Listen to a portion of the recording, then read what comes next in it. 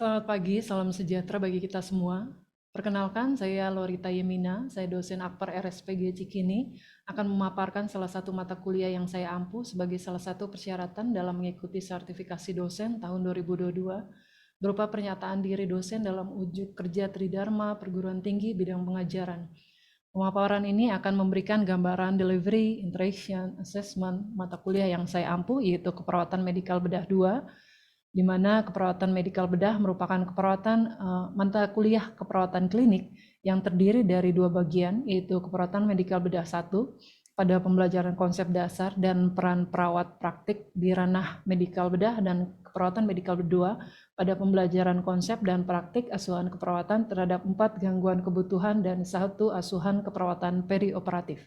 Keperawatan medikal bedah adalah pelayanan profesional yang berdasarkan pada ilmu dan teknik keperawatan medikal bedah pada klien dewasa untuk memenuhi kebutuhan dasar manusia yang berupa meningkatkan kemampuan yang ada pada individu, baik itu mencegah, memperbaiki, serta melakukan rehabilitasi dari suatu keadaan sakit oleh individu. Lingkup praktiknya adalah masalah gangguan fisiologis karena adanya penyakit, adanya trauma atau kecelakaan, meliputi perlakuan terhadap individu untuk memperoleh kenyamanan, membantu individu dalam meningkatkan dan mempertahankan kondisi sehatnya, dan melakukan prevensi, deteksi, dan mengatasi kondisi berkaitan dengan penyakit, yaitu mengupayakan pemulihan sampai klien dapat mencapai kapasitas produktif tertinggi. Untuk mencapai tujuan tersebut, mata kuliah keperawatan medikal bedah 2 ini, maka mahasiswa Akper RSPG Cikini akan dibekali pemahaman tentang konsep dan pemberian asuhan keperawatan pada gangguan fungsi tubuh dan berbagai penyebab patologis, diantaranya kebutuhan aktivitas, keseimbangan suhu tubuh, aman dan nyaman, istirahat dan tidur, serta konsep praktik asuhan keperawatan perioperatif. Mata kuliah ini diambil pada semester 3 dengan bobot 3 SKS, 2 SKS teori, dan 1 SKS praktik. Mata kuliah ini disampaikan berdasarkan capaian pembelajaran yang telah ditetapkan yang mengacu pada capaian pembelajaran program studi dan profil lulusan Akper RSPG Cikini, yaitu ada 3 capaian pembelajaran yang emban oleh keperawatan medikal bedah 2, yaitu mahasiswa mampu pertama memahami respon individu dengan berpikir kritis dan mengambil keputusan klinis terhadap gangguan kebutuhan aktivitas, keseimbangan suhu tubuh, aman, nyaman, istirahat, dan tidur. Kedua adalah memberikan asuhan perawatan pada individu yang mengalami gangguan kebutuhan aktivitas, keseimbangan suhu tubuh, aman, nyaman, istirahat, tidur, dan perioperatif. Terakhir adalah menguasai teknik, prinsip, prosedur pelaksanaan asuhan maupun praktik keperawatan pada individu yang mengalami gangguan kebutuhan aktivitas dan keperawatan perioperatif. Untuk mencapai materi yang lebih spesifik, maka ada 3 capaian pembelajaran mata kuliah. Ini dibagi dalam 5 sub CPMK, yang kemudian didistribusikan dalam 14 kali pertemuan di luar ujian tengah semester dan ujian akhir dan ujian laboratorium, dengan durasi waktu 2 kali 50 menit untuk pembelajaran teori dan 170 menit untuk pembelajaran praktik. Agar penyampaian materi ini terstruktur, maka landasan teori dan konsep akan dibahas terlebih dahulu, lalu dilanjutkan dengan praktek perawatan. Konsep atau landasan teorinya antara lain gangguan kebutuhan aktivitas, keseimbangan suhu tubuh, aman nyaman, istirahat tidur, serta keperawatan perioperatif yang akan disampaikan di awal perkuliahan, lalu dilanjutkan dengan pemberian asuhan keperawatan atau praktik keperawatan sesuai gangguan kebutuhan yang terjadi. Untuk mengoptimalkan proses pembelajaran dan pemahaman mahasiswa, maka disediakan juga modul ajar teori dan praktik, serta video pembelajaran laboratorium sesuai dengan gangguan kebutuhan yang dipelajari pada keperawatan medikal bedah 2. Interaksi dengan mahasiswa dalam proses belajar mengajar adalah berbasis pada student-centered learning, guna meningkatkan partisipasi mahasiswa dalam proses pembelajaran. Beberapa teknik yang digunakan antara lain 1, kuliah interaktif, yaitu ceramah dengan menyisipkan pertanyaan-pertanyaan guna meningkatkan kemampuan berpikir mahasiswa dan keberanian mengungkapkan pendapat. Kedua adalah diskusi kelompok, kemudian hasilnya dipresentasikan di kelas. Lalu ketiga, studi kasus agar mahasiswa terpapar terhadap berbagai masalah keperawatan untuk meningkatkan kemampuan dalam mengambil keputusan-keputusan klinis dan berpikir kritis. Terakhir adalah belajar mandiri, di mana menstimulus dalam pemberian penugasan, latihan, baik itu termasuk dalam latihan mandiri laboratorium yang merupakan persyaratan sebelum mengikuti ujian praktik. Guna meningkatkan interaksi antara mahasiswa dengan dosen, maka berbagai platform baik daring maupun luring digunakan seperti Zoom Meeting, Google Meet, Google Classroom, WhatsApp Group. Untuk peningkatan hasil belajar mahasiswa disesuaikan dengan sub CPMK yang telah diterapkan terdiri dari 3 aspek, yaitu pengetahuan 30%, yaitu formatif dan sumatif, di mana formatifnya ada kuis, ada latihan dan laporan, dan presentasi. Lalu sumatifnya adalah ujian tengah semester dengan kuis dan ujian akhir semester dengan penugasan. Sementara untuk praktiknya adalah ujian praktik laboratorium dengan bobot 40%, yaitu diawali dengan redemonstrasi, lalu dilakukan ujian lab sesuai dengan sub CPMK 5. Dan terakhir adalah sikap, yaitu 30% dengan melakukan observasi baik kehadiran, keaktifan di kelas, maupun kedisiplinan seperti kedisiplinan dalam mengumpulkan penugasan maupun kedisiplinan dalam menjalankan tugasnya sebagai seorang mahasiswa. Penilaian formatif aspek pengetahuan dilakukan melalui kuis dan latihan-latihan kasus guna mempertajam pemahaman mahasiswa terkait materi yang telah disampaikan, disertai umpan balik yang dilakukan pada perkuliahan daring. Sedangkan untuk aspek keterampilan dilakukan saat mahasiswa melakukan demonstrasi. Penilaian sumatif teori dilakukan ujian tengah semester setelah pertemuan ke-8 dan ujian akhir semester setelah pertemuan ke-14. Lalu penilaian sumatif praktik laboratorium dilakukan setelah pertemuan ke-15. Sedangkan nilai sikap berdasarkan hasil observasi terhadap kedisiplinan, misalnya mahasiswa waktu pengumpulan tugas sesuai dengan waktu yang ditentukan, lalu keaktifan di kelas, baik itu saat bertanya atau menjawab pertanyaan, dan kehadiran di sepanjang perkuliahan. Demikian teknik indikator dan bobot penilaian yang disampaikan dan disepakati di awal perkuliahan. Sebagai bentuk transparansi dalam penilaian mata kuliah ini, begitupun agar mahasiswa dapat mempersiapkan diri guna mencapai hasil pembelajaran yang terbaik. Demikianlah pemaparan tentang delivery, interaction, dan assessment pada mata kuliah yang saya ampuh. Berikut ini adalah rekaman proses pembelajaran tatap muka yang saya lakukan dengan menggunakan platform Zoom Meeting. Selamat menyaksikan. Terima kasih. Selamat siang semuanya, mahasiswa semester 3. Pada kesempatan ini saya akan mempresentasikan tentang gangguan kebutuhan aktivitas akibat patologi sistem muskuloskeletal, persyarafan, dan indera. Baik, terkait dengan aktivitas, setiap individu mempunyai pola dan irama dalam menjalani aktivitas. Salah satu tanda seorang dinyatakan sehat adalah bila dia mampu melakukan aktivitas seperti bekerja, makan, minum, melakukan personal hygiene, dan melakukan hal-hal aktivitas lainnya. Karena bila seseorang mampu beraktivitas, selain dinyatakan sehat, juga dapat mempengaruhi harga diri dan citra tubuh seorang. Oleh karena itu, peran perawat penting untuk mencegah terjadinya gangguan mekanik, terutama pada klien yang mengalami tirah baring lama dan cedera dan lain-lainnya, di mana gangguan mekanik tersebut dapat menyebabkan terjadinya penurunan kekuatan otot, sehingga berdampak pada gangguan intoleransi aktivitas, hambatan mobilitas, kelemahan, imobilisasi, dan defisit perawatan diri. Dengan demikian, perawat harus bisa melatih mekanik tubuh dengan benar, sehingga mencegah komplikasi klien seperti jatuh, tekanan fisik, cedera, dan dampak imobilisasi. Oleh karena itu ada 3 komponen, yaitu sistem muskuloskeletal, sistem persarafan, dan sistem indera. Berikut ini adalah topik pembahasan. Tujuan dari materi kita hari ini adalah pertama, mahasiswa mampu melakukan anamnesa, pemeriksaan fisik, dan pemeriksaan diagnostik, serta gangguan kebutuhan aktivitas patologis sistem muskuloskeletal, persyarafan, dan indera, atau biasa disebut dengan pengkajian. Kedua adalah mahasiswa mampu mengangkat masalah perawatan yang sesuai. Ketiga, setelah itu mahasiswa mampu merancang apa sih perencanaan dan bagaimana melakukan implementasi keperawatan baik yang sifatnya independen maupun interdependen. Terakhir adalah melakukan evaluasi asuhan keperawatan. Kita masuk pada pengkajian.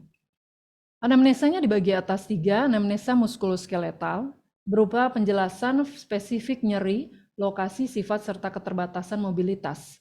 Kedua adalah anamnesa persyarafan, yaitu tingkat kesadaran, tanda-tanda vital, respon pupil terhadap cahaya, kekuatan dan gerakan ekstremitas, kemampuan merasakan sentuhan nyeri pada ekstremitas, terakhir adalah anamnesa penginderaan. Hal pertama yang biasa dilakukan oleh perawat adalah melakukan wawancara, yaitu pengkajian gangguan aktivitas pada sistem muskuloskeletal. Satu, misalnya, menjelaskan aktivitas yang biasa dilakukan oleh klien selama 24 jam terakhir. Kedua, menjelaskan semua masalah terkait dengan muskuloskeletal. Misalnya ada kelemahan tubuh, ada kekakuan, ada nyeri, yang dimana membatasi aktivitas sehari-harinya. Ketiga adalah apakah terjadi perubahan pada kemampuan klien yang biasa untuk bergerak. Keempat, apakah ada melakukan latihan rutin atau dalam aktivitas yang berlebih seperti seorang atlet yang mengangkat beban berat. Lalu jelaskan jika misalnya klien tersebut mengangkat beban berat, apakah harus menggunakan peralatan khusus sehingga kita bisa memprediksi hal tersebut bisa membuat tekanan pada bagian otot pasien. Lalu yang kelima, apakah menggunakan alat bantu seperti alat bantu jalan, tongkat, kruk, atau walker untuk membantu pergerakan pasien. Lalu wawancara pengkajian terkait gangguan aktivitas pada sistem persyarafan. Pertama adalah seperti biasa kembali lagi aktivitas selama 24 jam. Kedua adalah apakah klien memiliki masalah dengan keseimbangan, misalnya keseimbangan berjalan, koordinasi, lalu apakah menggunakan alat bantu. Lalu ketiga, wawancara kita menanyakan apakah klien menyadari adanya kelemahan pada lengan atau tungkai. Lalu bila iya, jelaskan seperti apa gambaran kelemahannya. Keempat, apakah klien mampu menggerakkan seluruh tubuhnya? Kelima, apakah klien mudah tersandung atau terjatuh? Hal ini terkait dengan koordinasi dan keseimbangan tubuh. Lalu keenam, apakah pernah mengalami gemetar atau tremor di bagian tubuh mana pasien mengalami gemetar atau tremor? Lalu ketujuh, jika pernah mengalami kejang, apakah jenis kejangnya? Apakah tonik-klonik? Lalu apakah ada hal khusus yang membuat seorang mengalami kejang?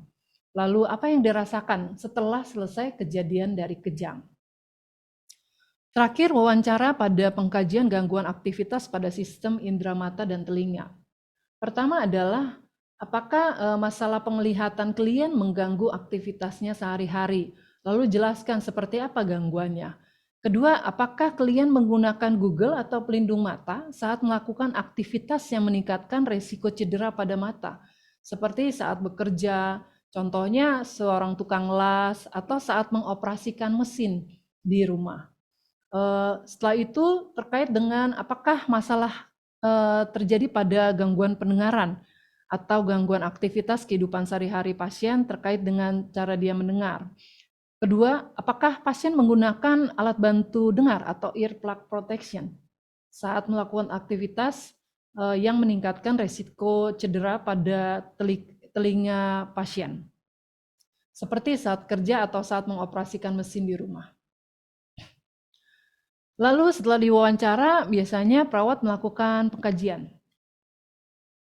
Pengkajian muskuloskeletal itu dibagi atas 3 prinsip, yaitu look, feel, and move. Terdapat beberapa faktor yang dapat menyebabkan terjadinya keluhan muskuloskeletal. Pertama adalah faktor biologis seperti usia lanjut, lalu jenis kelamin, dan lain-lain. Kedua adalah faktor pergegangan otot. Contohnya pergegangan otot yang berlebih, aktivitas yang berulang, sikap kerja yang tidak alami, atau ergonomis seperti posisi duduk ketika mengetik yang terlalu lama, atau misalnya seperti tukang Gojek ya, di mana dia harus duduk dengan waktu lama, atau misalnya supir truk dan harus berhari-hari duduk lama, itu juga mempengaruhi pergegangan ototnya. Ketiga, selain itu faktor sekunder seperti adanya tekanan, adanya getaran, ada mikroklimak atau suhu, lalu penyebab kombinasi baik misalnya umur atau jenis kelamin atau kebiasaan merokok, kesegaran jasmani, atau efek samping dari obat-obat seperti terapi steroid, di mana kita tahu sendiri terapi steroid bisa melemahkan fungsi imun tubuh. Untuk mengkaji persyarafan pada sistem persyarafan, yang harus dilihat adalah menilai masalah pada bagian arteri. dan tingkat kerusakan atau luasnya cedera dengan merujuk pada riwayat mengalami cedera, faktor resiko seperti hipertensi dan diabetes, atau adanya penurunan kesadaran. Terkait dengan pengkajian indera, di mana difokuskan pada bentuk subjektif dikarenakan pada sistem sensori yang memiliki hubungan erat dengan persepsi seseorang. Persepsi adalah bagaimana seorang menggambarkan hal yang dia lihat, dia rasakan, atau dia sentuh. Nah, faktor-faktor yang mempengaruhi sensori adalah pertama usia. Bayi memiliki jalur saraf yang belum matang, sehingga tidak bisa membedakan stimulus sensori. Sementara lansia mengalami perubahan degeneratif pada organ sensori dan fungsi persyarafan. Coba saya ingin tahu, apa sih yang dimaksud dengan degeneratif? Coba Putri, apakah kamu tahu apa yang dimaksud dengan degeneratif? Atau ada yang bisa membantu? Boleh saya bantu jawab, Ibu? Oke, Jessica. Degeneratif sendiri itu merupakan proses berkurangnya fungsi sel saraf secara bertahap tanpa sebab yang diketahui. Ya, benar sekali. Jadi penurunan fungsi secara fisiologis terjadi pada lansia, hal itulah yang mempengaruhi fungsi sensoris. Kedua adalah konsumsi obat seperti antibiotik. Contohnya garamisin atau gentamisin bisa mempengaruhi fungsi pendengaran. Lalu kloramfenikol yang mengiritasi saraf optik, dan obat analgesik atau narkotika sedatif dan antidepresan yang dapat mengubah persepsi stimulus. Ketiga adalah lingkungan. Misalnya kondisi lingkungan terlalu berisik atau terlalu ramai, itu juga dapat membuat seorang kebingungan. Stimulus lingkungan yang terisolasi mengarah pada deprivasi sensori. Lalu kualitas lingkungan yang buruk dapat memperparah kerusakan sensori. Yang keempat adalah tingkat kenyamanan. Bila seorang mengalami keluhan nyeri atau kelelahan, akan merubah persepsi seseorang dan bagaimana dia bereaksi terhadap stimulus yang ada di lingkungannya.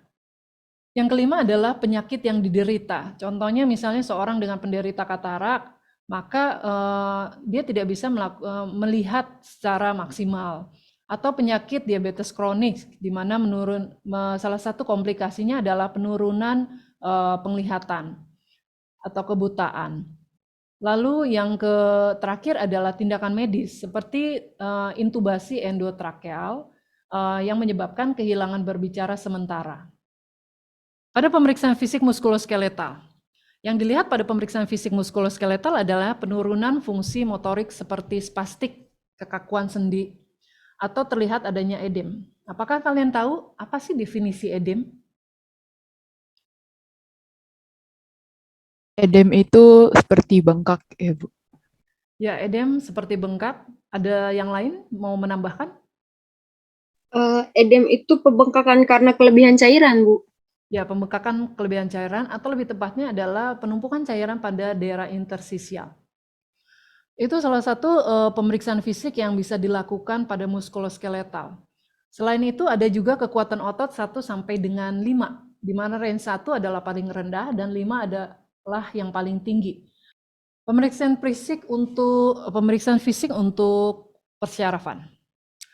Untuk persyarafan, yang kita kaji adalah tingkat kesadaran, gangguan keseimbangan, hemiparese, hemiplegia, perubahan kepribadian, anamnesa, perubahan kemampuan berpikir, berkomunikasi, keluhan sakit kepala, penurunan fungsi penginderaan, pengecapan, dan adanya tanda-tanda Kerning dan Brodinski positif. Coba saya tanyakan, apa sih yang dimaksud dengan hemiparese? Baik, yang terakhir adalah pemeriksaan fisik pada indera. Dibagi atas 3 bagian, yaitu defisit sensori, deprivasi sensori, atau keduanya, atau biasa disebut dengan beban sensori berlebih. Yang dimaksud dengan defisit sensori adalah suatu kerusakan dalam fungsi normal, penerimaan, dan persepsi sensori, di mana individu tidak mampu menerima stimulus tertentu, misalnya karena dari lahir sudah dilahirkan buta atau tunanetra, atau tidak bisa mendengar, atau stimulus menjadi distorsi, seperti misalnya dia mengalami penyakit katarak sehingga penglihatannya menjadi kabur. Nah, kehilangan sensori secara tiba-tiba dapat menyebabkan seorang mengalami ketakutan, mudah marah, dan perasaan tidak berdaya. Sementara untuk deprivasi sensori adalah sistem pengaktifasi retikular dalam batang otak yang menyebabkan semua stimulus sensori ke korteks cerebral. Sehingga meskipun saat tidur yang nyenyak, klien mampu menerima stimulus. Jika seorang mengalami suatu stimulus yang tidak adekuat, kualitas dan kuantitas seperti stimulus yang monoton atau tidak bermakna akan menjadi deprivasi sensori. Bagi atas 3, yaitu kurangnya input sensori, eliminasi perintah atau makna dari input, dan restriksi dari lingkungan.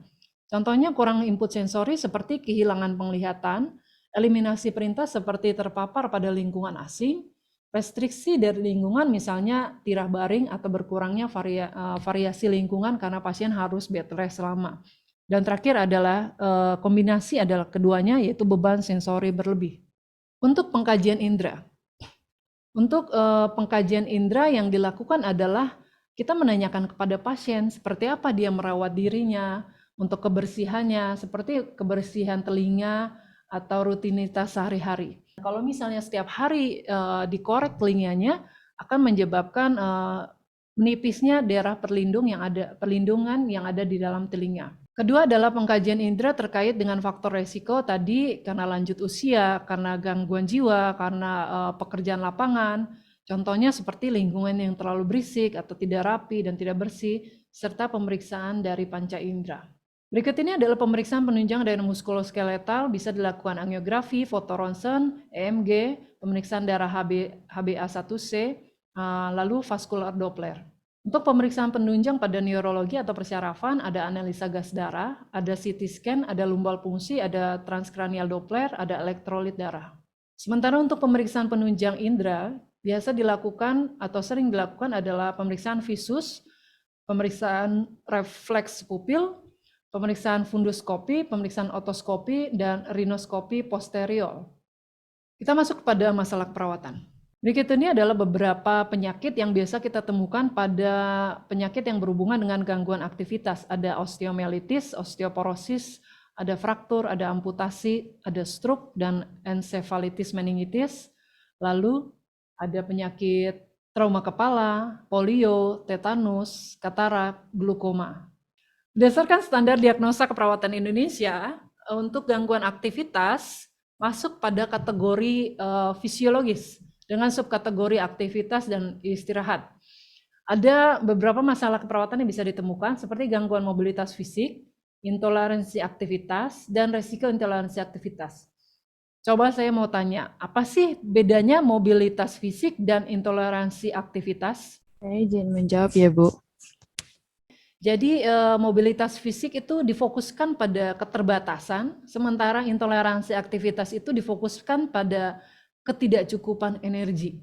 Ya, oke, selanjutnya SDKI lain yang bisa menjadi referensi masuk juga pada kategori fisiologis dengan subkategori neurosensori, yaitu disrefleksia otonom, konfusi kronis, resiko disfungsi, neurovaskular primer. Atau kategori perilaku pada subkategori kebersihan diri, yaitu pada pasien dengan masalah defisit perawatan diri. Baik, kita masuk pada masalah keperawatan pertama atau yang paling utama, yaitu gangguan mobilitas fisik. Penyebabnya pertama adanya kerusakan integritas struktur tulang. Kira-kira penyakit apa sih yang mengalami kerusakan struktur tulang? Osteoporosis mungkin, Bu. Oke, osteoporosis, ya benar sekali. Osteoporosis yaitu pengapuran tulang. Yang kedua adalah penurunan kendali otot, ketiga kekakuan sendi, keempat kontraktur, kelima nyeri, keenam gangguan persepsi sensori, lalu gangguan neuromuskular, dan terakhir gangguan muskuloskeletal. Dengan tanda mayor. Kenapa dibedakan mayor dan minor? Karena mayor ini yang harus prioritas kita lihat terlebih dahulu melalui hasil anamnesa maupun pemeriksaan fisik maupun pemeriksaan penunjang. Seperti keluhan sulit menggerakkan ekstremitas, atau objektifnya kekuatan ototnya menurun atau rentan geraknya menurun. Sementara untuk tanda minor sebagai gejala tambahan, seperti adanya keluhan nyeri saat bergerak atau melakukan pergerakan, merasa cemas saat bergerak, dan objektifnya sendi kaku, gerakan tidak terkoordinasi atau gerakan terbatas, dan fisik lemah.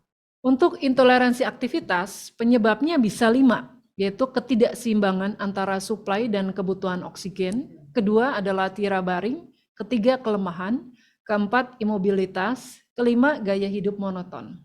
Untuk tanda gejala mayor, biasanya klien mengeluh lelah, Lalu kita temukan gejala fisik frekuensi jantung meningkat lebih dari 20% dari kondisi istirahat. Frekuensi jantung bisa kita lihat dari frekuensi nadi. Menurut Reina, frekuensi nadi normal berapa? 60 sampai 100, Bu. Oke, benar sekali. Jadi bila dia frekuensi jantungnya melebihi dari 100 kali per menit dari kondisi istirahat, maka pasien ini juga bisa dinyatakan adanya gangguan intoleransi aktivitas. Lalu ada tanda gejala minor yang bisa kalian baca seperti mengeluh dyspnea atau sesak, merasa tidak nyaman saat beraktivitas atau setelah, dan merasa lemah. Untuk resiko intoleransi aktivitas, faktor resikonya dibagi atas 5, baik dari gangguan sirkulasi sampai dengan gangguan pernafasan, ketidakbugaran status fisik, tidak berpengalaman dengan suatu aktivitas, dan ketiga adalah riwayat intoleransi aktivitas sebelumnya. SLKI. SLKI adalah luaran atau evaluasi, bagaimana kita mengevaluasi sebagai peran perawat dalam gangguan mobilitas fisik.